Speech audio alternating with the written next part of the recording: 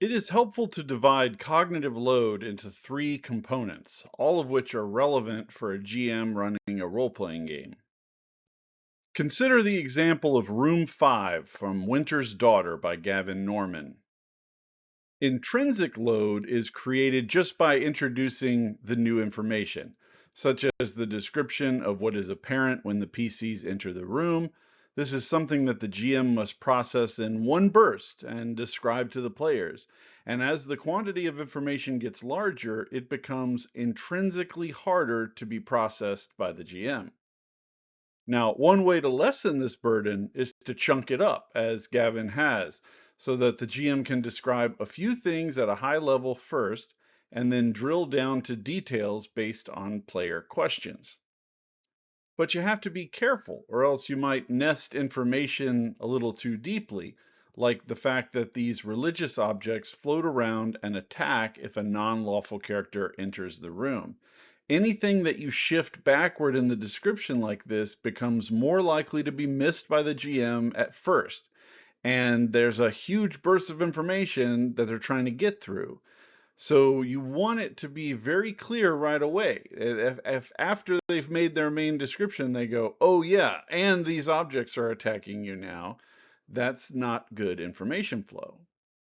Now, Gavin is a focused, terse writer, and so he doesn't introduce a lot of extraneous load due to over description or irrelevant details.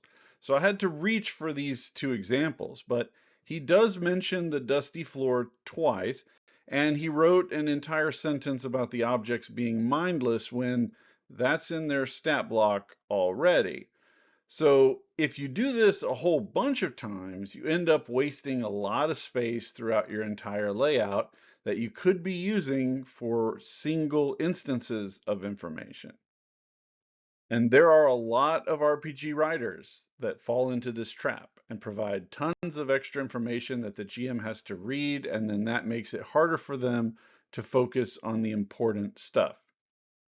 But the real killer in RPG content is germane load, the connection to other content. In role-playing games, this is stuff that can be relevant if the players ask about it or pursue it, such as a dusty floor that the players could clean off to reveal a mosaic, or an open hallway down to a room with a statue that's easily within torch illumination. And if they look down that hallway, you're going to have to describe that statue. Or a similar open hallway to a room with a mirror that could reflect torchlight in a weird way that you're going to need to describe.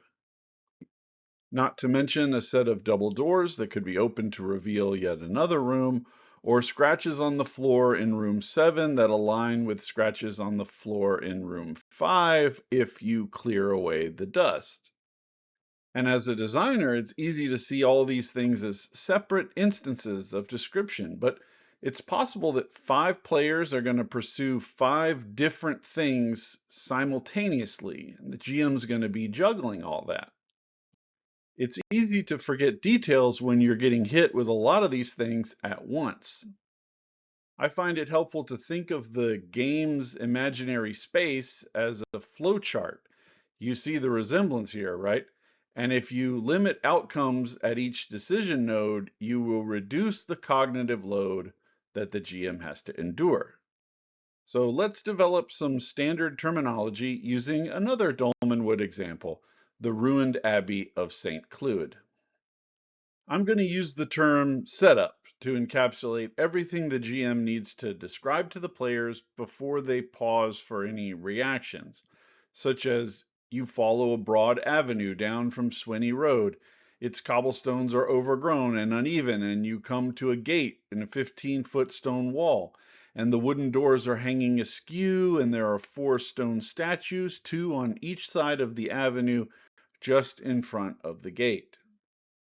However, in order to deliver that setup, I had to reference the preceding page that had a description of the perimeter wall and the gate.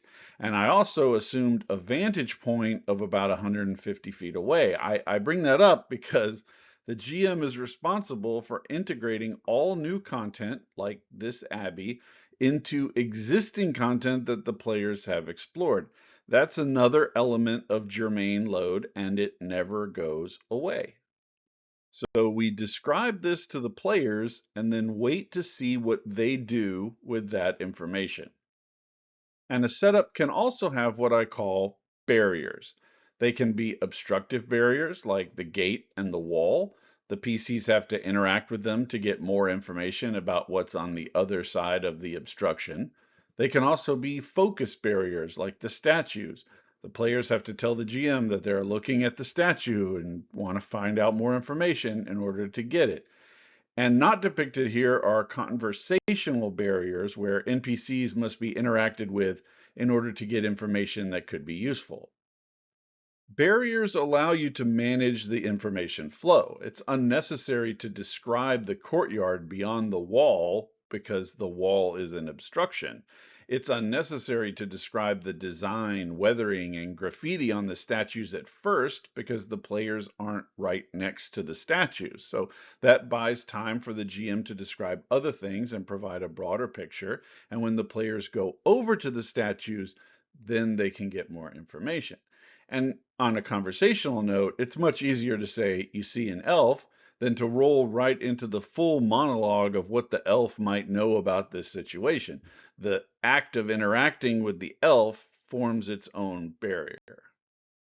You should design barriers with the expectation that players will peek through a lot of them and get information that they protect, and moving through some barriers will transition into another setup.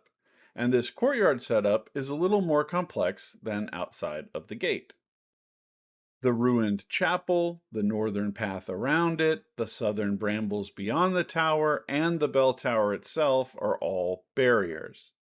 The gate and the wall is also a barrier because even though the players are through it narratively, something could conceivably be approaching them from behind. And they won't know that unless they peek back out through the gate to find out if something's there.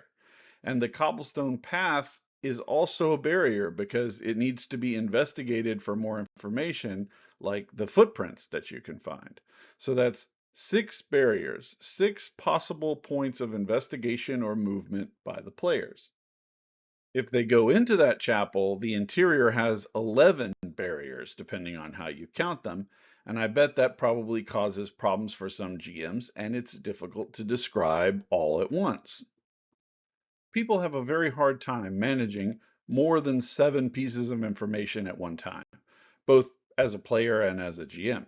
So you don't want to venture too far above this number in terms of what you're offering. RPG content should be designed so you can proceed from setup to setup with a manageable number of options at each level, and the players choose from those options about how they proceed. Because even if they go deep on one particular setup, all of the unexplored content that they didn't pursue is still conceivably in play if they backtrack. So each layer of setups that they go through, there's more and more and more options available. And that adds its own cognitive load.